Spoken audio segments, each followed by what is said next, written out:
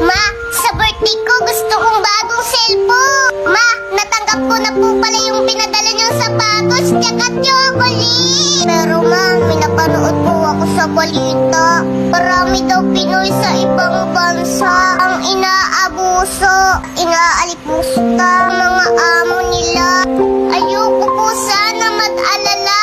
Ako na po'y nagtataka kung bakit ngayon wala ka pa rin paramdam sa amin. Ma, kamusta ka na ba? Marami sa ating kababayan nang dahil sa kahirapan, nagsisipagliparan, ikipagsapalaran sa magandang kapalaran.